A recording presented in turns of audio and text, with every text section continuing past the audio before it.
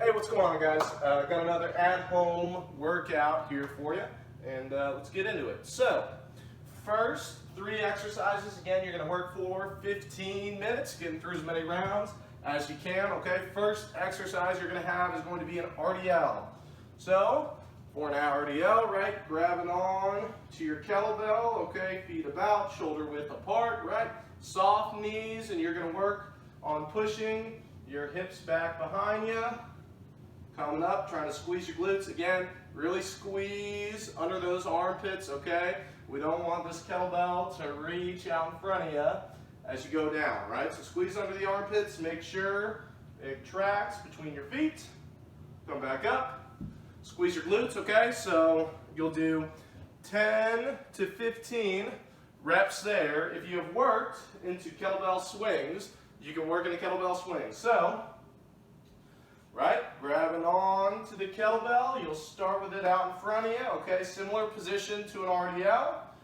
You'll hike that kettlebell through, and you're working on using your hips, right, hips and glutes to fire that kettlebell back through. Make sure you keep it high when you're coming through your legs.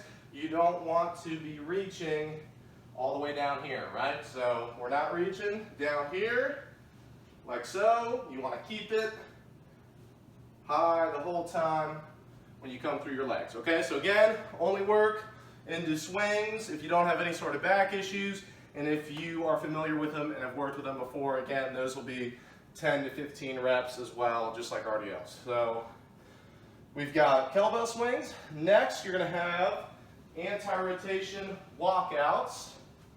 So if you have not worked into these before, you're just going to work on a normal anti-rotation press. Again, with these, if you're able to attach something in a door frame or to a pole a little bit higher, that'd be perfect. For me, I just have my futon here, so attaching it lower will have to do. But, right, outside hand is going to grab, inside hand comes over top, and you're just going to work on pressing out, coming back in, right? Thinking about your breathing. You can take a breath in and then breathing out while you press out there, using your core to resist that rotation. So for the presses, you'll do 6 to 8 on each side, okay? With the walkouts, what you'll do is, again, you'll press it out in front of you. You'll step 1, 2, 3, come back in, 1,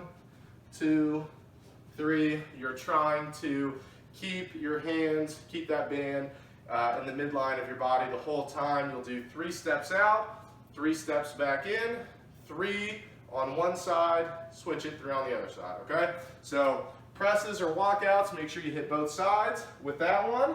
All right, and then the last one in this group will be push-ups. So for push-ups, if you need to elevate yourself, obviously you can on a couch, chair, table, whatever you need, right?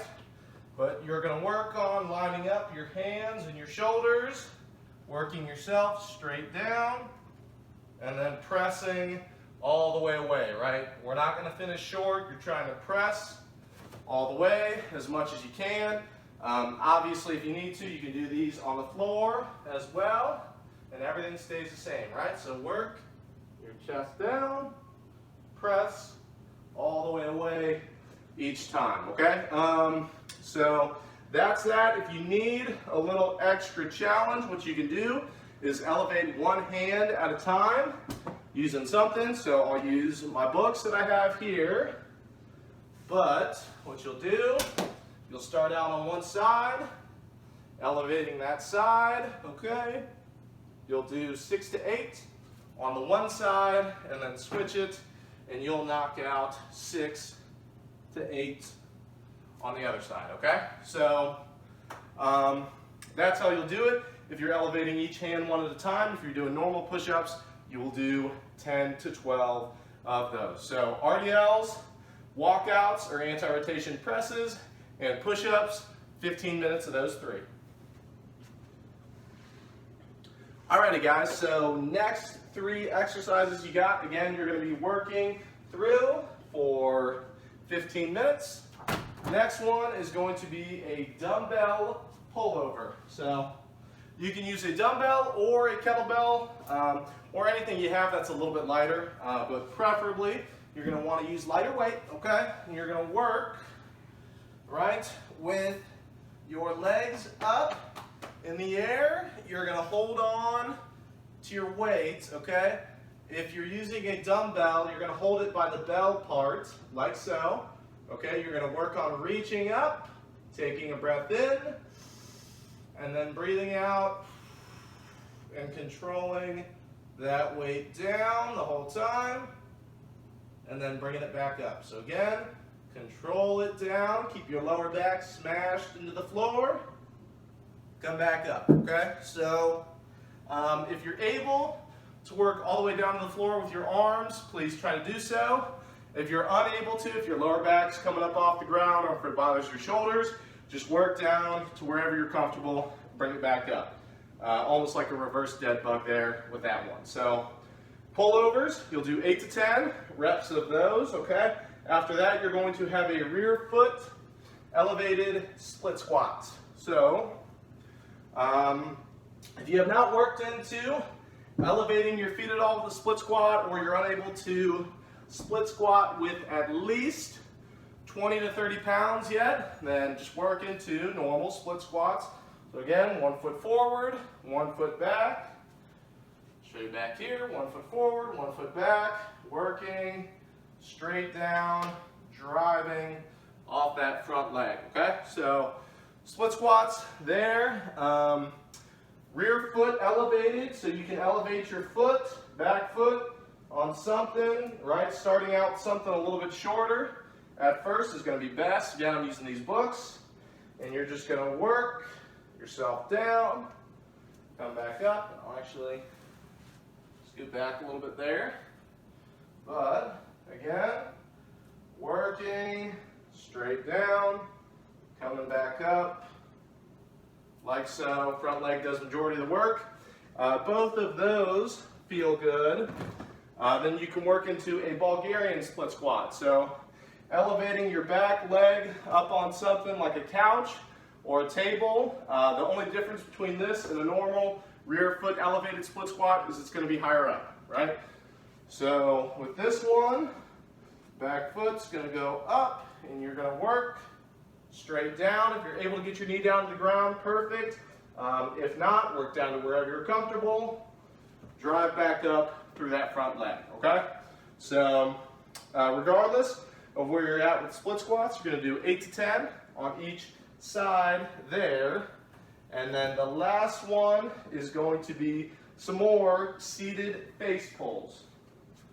So you're going to work on, right, taking a seat, okay, right, like so. Choke up on the band as much as you need to with these. You're in a seated position. Thumbs are coming back to your ears, coming back in like so, okay? You'll knock out 8 to 10 here, and if you're feeling frisky, you can add in some bicep curls afterwards. So hammer bicep curls here. Try to keep your arms up as best you can while you do that, and you'll knock out 8 to 10 bicep curls along with 8 to 10 face pulls. So face pulls first, then bicep curls right after that. So pullovers, split squats, face pulls, and bicep curls, 15 minutes of those 3.